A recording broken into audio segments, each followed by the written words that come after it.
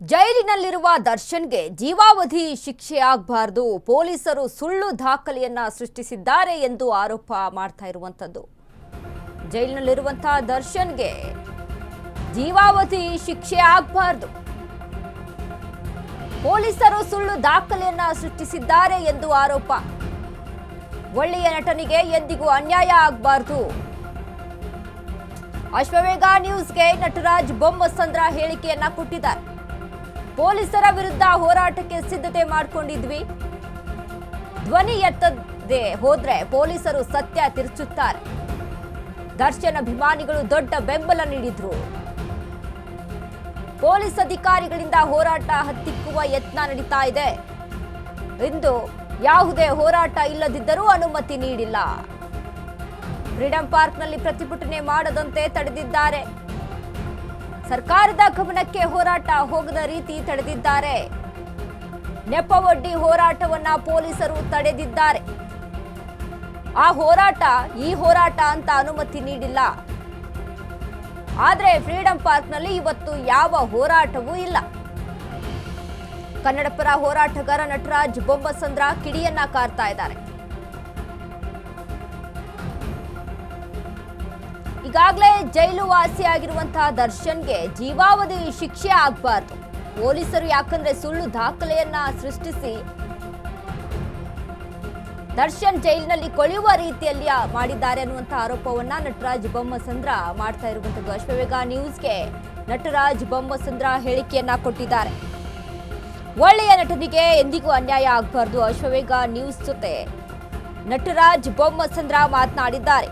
ಪೊಲೀಸರ ವಿರುದ್ಧ ಹೋರಾಟಕ್ಕೆ ಸಿದ್ಧತೆ ಮಾಡಿಕೊಂಡಿದ್ವಿ, ಧ್ವನಿ ಎತ್ತದೇ ಹೋದ್ರೆ ಪೊಲೀಸರು ಸತ್ಯ ತಿರುಸ್ತಾರೆ. ದರ್ಶನ್ ಅಭಿಮಾನಿಗಳು ದೊಡ್ಡ ಬೆಂಬಲ ನೀಡಿದ್ರು. ಆದ್ರೂ ಸಹಿತ ಇವತ್ತು ಯಾವುದೇ ರೀತಿಯಾದಂತಹ ಹೋರಾಟ ಇಲ್ಲ.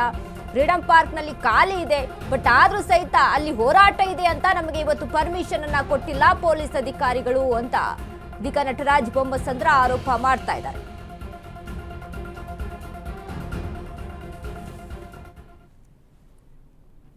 ಹೋರಾಟ ಇತ್ತೀಚೆಗೆ ಜಾಲತಾಣಗಳಲ್ಲಿ ಮಾಧ್ಯಮಗಳಲ್ಲಿ ಪ್ರಸಾರ ಆಗಿರೋದನ್ನ ನಾವು ಕಣ್ಣಾರೆ ಕಂಡಿದ್ದೀವಿ.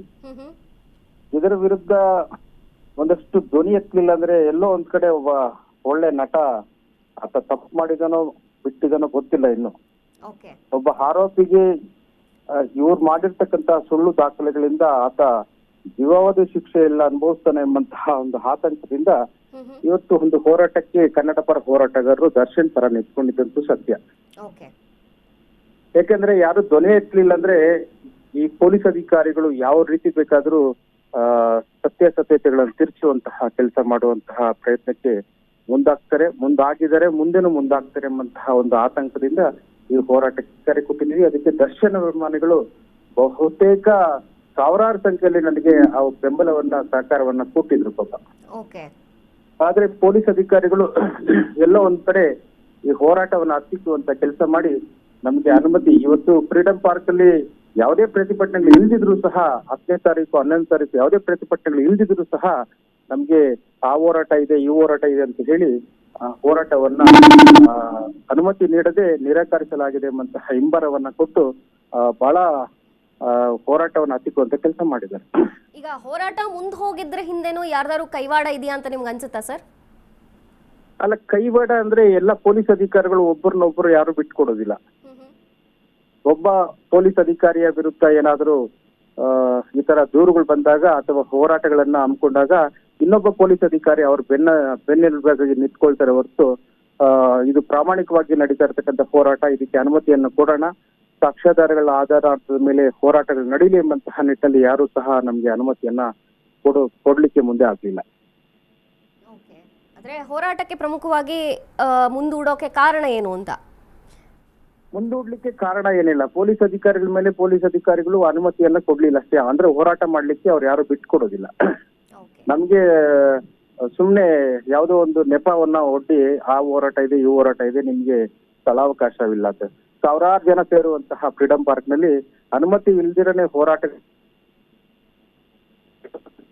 ಇಂತಹ ಹೋರಾಟಗಳನ್ನ ಮರೆಮಾಚುವಂಥದ್ದು ಅಥವಾ ಸರ್ಕಾರದ ಗಮನಕ್ಕೆ ಹೋಗದ ರೀತಿಯಲ್ಲಿ ತಡೆಯುವಂತ ಕೆಲಸ ಅನುಮತಿಯನ್ನ ನಿರಾಕರಿಸಲಾಗಿದೆ ಎಂಬಂತಹ ನಿಟ್ಟಲ್ಲಿ ನಮ್ಮನ್ನ